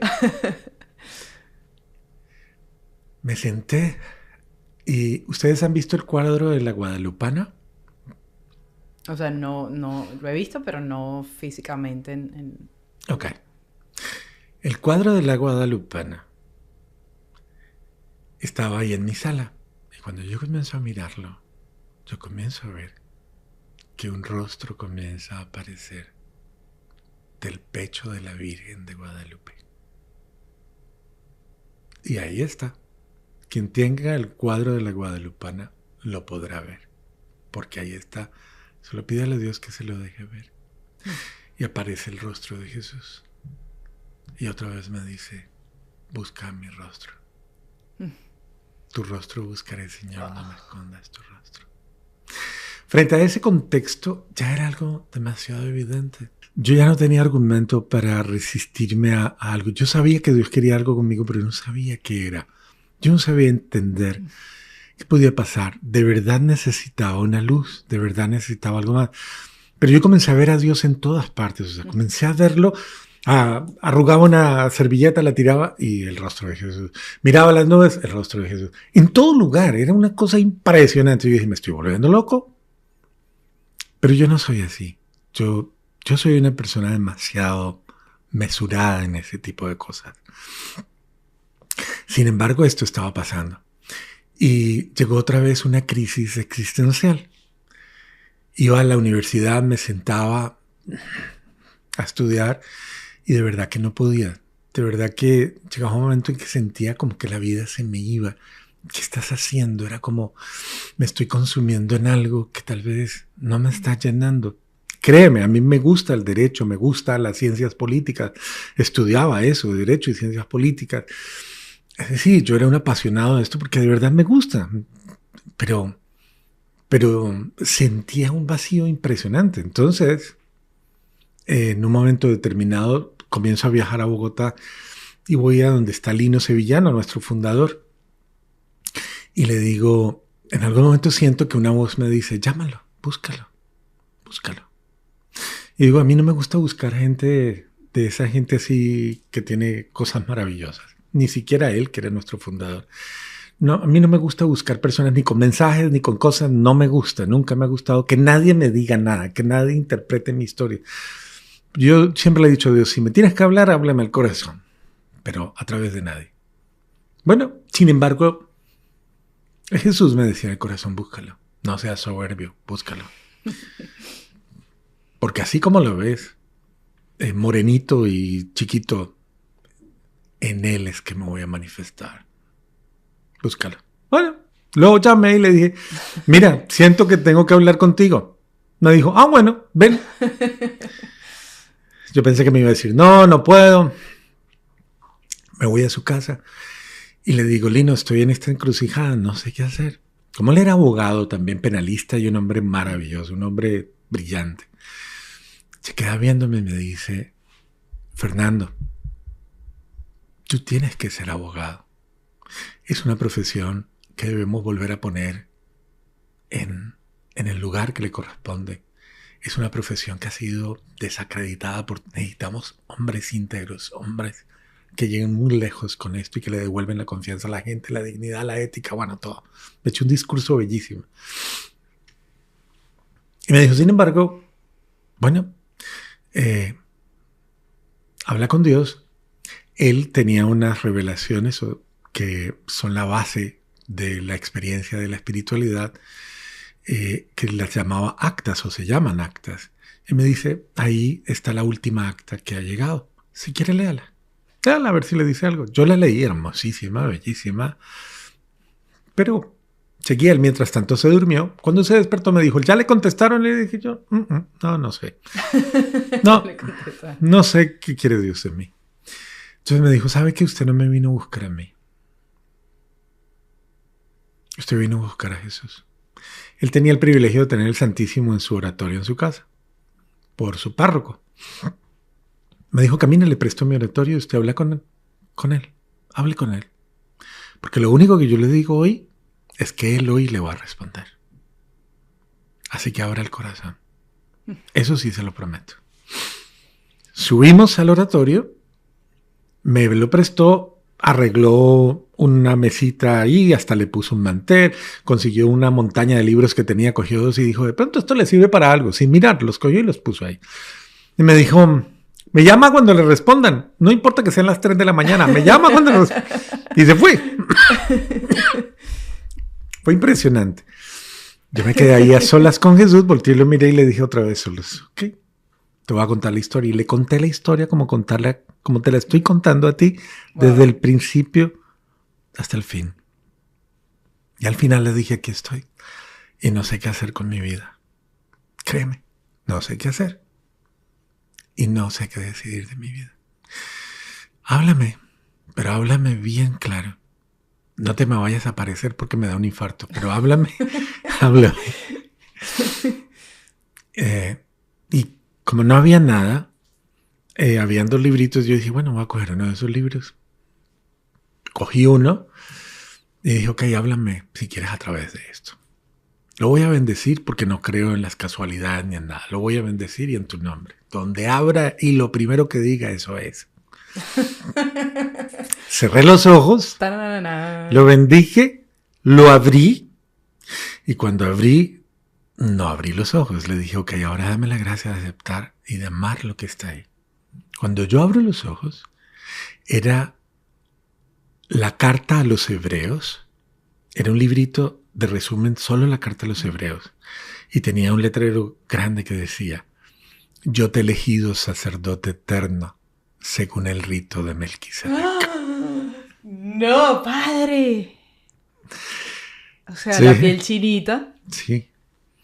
Yo volteo y lo miro a Jesús y le digo, la embarraste. Te equivocaste. Yo no quiero ser cura. Me rebelé otra vez. Yo soy rebelde. Qué fuerte, padre, lo que le salió. Porque yo no quiero ser cura. No sintió ¿Por qué nada? me mandas eso? Claro, me asustó, me impactó, me impresionó. ¿Por qué me dices eso? No quiero ser cura. ¿Qué hago? Llamé a Lino y le dije, ya me respondieron. ¿Y qué le dijeron? Mire, ok, voy a orar por usted. Pídale a Dios que lo ayude. Me fui, me monté en el bus, en la guagua para muchos, en el camión para otros. Me monté en el bus de regreso a donde estaba hospedado. Y me fui peleando con Jesús y le dije, ¿por qué me haces eso? Yo quería una respuesta, pero no esa. Yo no quiero ser cura.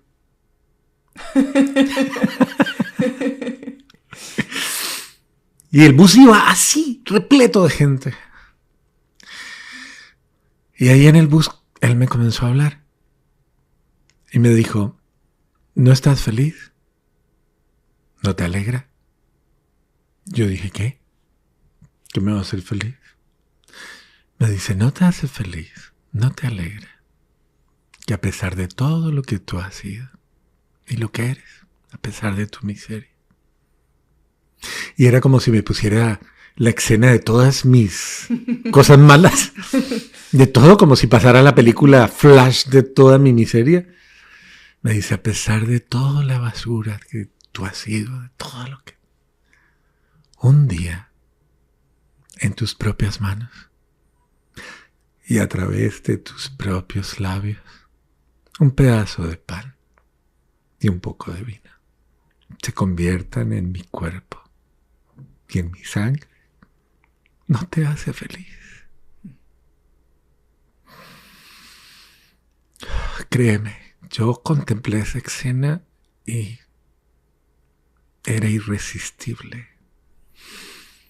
Y dije, sí, claro que sí, claro, me hace feliz. Me dice, ¿y no te alegra? ¿No te hace feliz? Que a pesar de lo que eres, a pesar de toda tu miseria, un día, y a través de ti, de tus propios labios, no solamente le des consejos a los hombres, sino que por mi gracia y por mi misericordia y mi poder, les perdones todos los pecados y les queden perdonados para siempre. ¿No te hace feliz? Y yo, una vez más, contemplé la escena. ¡Wow! Y dije, sí, claro que sí. Me dice, ¿y no te hace feliz? ¿No te alegra? Que a pesar de toda tu miseria, era como si me la restregara toda otra vez. Un día, cuando hables a la gente, no seas tú el que hable, sino yo, el que habla a través de ti. Y ellos cambian de vida. ¿No te hace feliz? Créeme, ahí respiré. Llevaba la cruz guardada. Me la saqué. Me la puse por el frente y dije, oh, soy cura. Soy cura. Lo acepto. Soy cura. En un bus. Soy cura. Volteé a mirar a toda la gente y dije, ¿será que se dan cuenta que soy cura? Que acaba de pasar una cosa... Pero una cosa de otro mundo, sobrenatural, padre. De otro mundo. Le hicieron la propuesta en el bus. En un bus lleno de gente. ¿Qué? Y claro, eso fue... Yo me llené de un gozo, de una alegría, pero de una alegría que... O sea, yo no sé, no sé, supera absolutamente todo lo que yo te pueda decir, pero era la alegría del encuentro de la voluntad de Dios y la mía. Wow. La alegría del encuentro de la voluntad de Dios y la mía. Tercera frase que me tengo que copiar. Sí.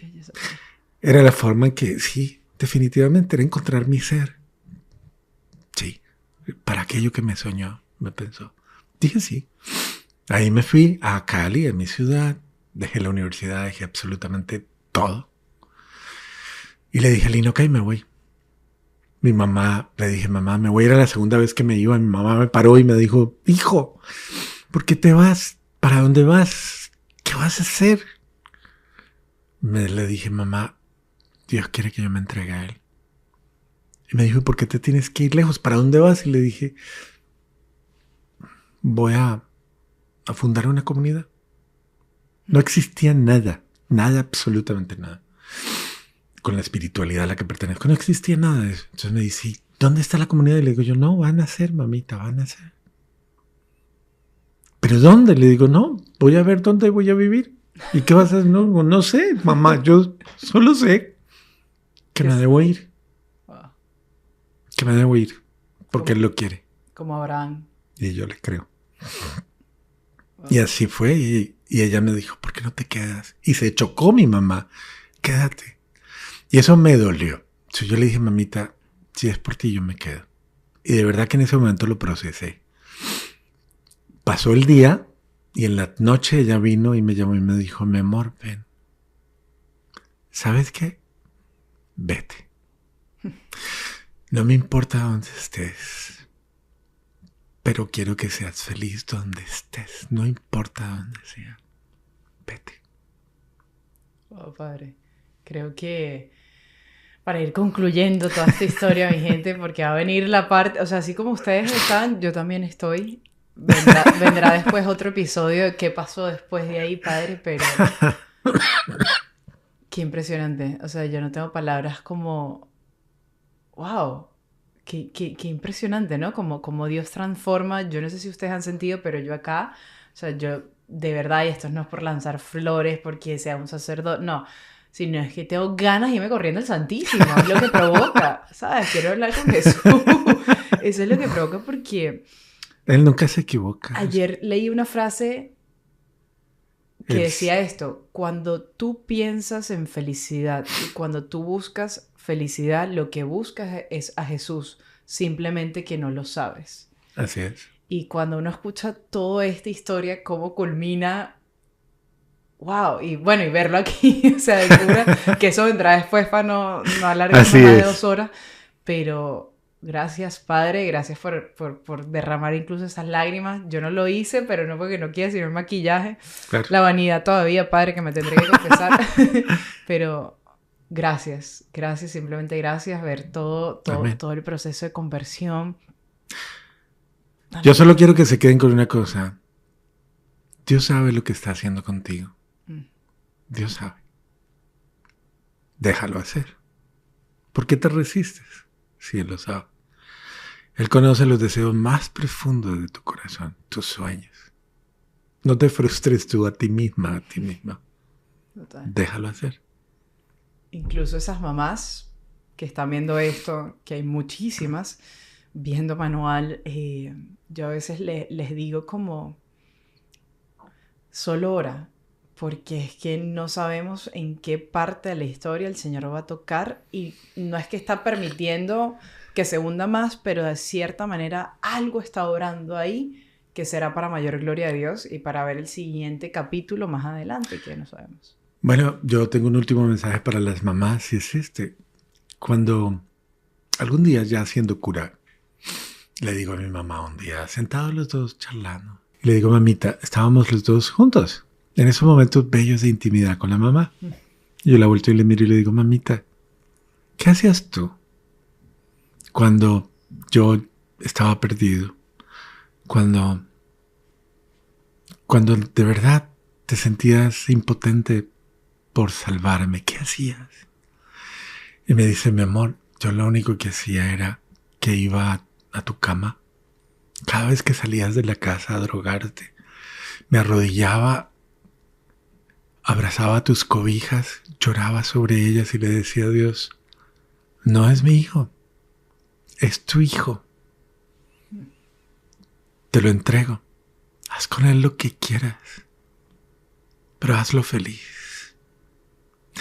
Y yo en ese momento la volteo y la miro y le digo, mamá, rezaste tanto que hasta me volviste cura. Por eso le digo a las mamás, mamás, no se cansen de rezar y no se dejen vencer por nada. Porque si Dios conmigo hizo lo que hizo, ¿qué no hará con tus hijos? Qué belleza, Padre. Padre, bueno, no queda más sino una segunda grabación más adelante, mi gente, la Amén. parte número 2 de toda esta película de Netflix. Padre Fernando, muchísimas gracias por su Un placer. tiempo, por abrir su corazón, por su testimonio. Muchísimas gracias de verdad. Y bueno, creo que las gracias son para Dios, que hace todo esto Todo para la posible. gloria de Todo Dios. para la gloria de Dios. Gracias a ustedes que se quedaron con nosotros aquí escuchando este testimonio. Recuerden enviarlo a cualquier persona, a cualquier joven. Y pues nada, estaremos conectados en Manual para Enamorarse. Hasta la próxima vez. Muchas gracias y nos puede dar la bendición, Padre. Y ese buen Dios que te ama, que te conoce, que siempre ha estado a tu lado, que habla en lo más íntimo de tu corazón y que solamente quiere que tú seas feliz, te bendiga y te dé la alegría de encontrarte con Él para que Él obre el milagro de su amor en tu vida. Que te bendiga ese mismo Dios en el Padre, en el Hijo y en el Espíritu Santo. Amén. Amén. Chaito, gracias.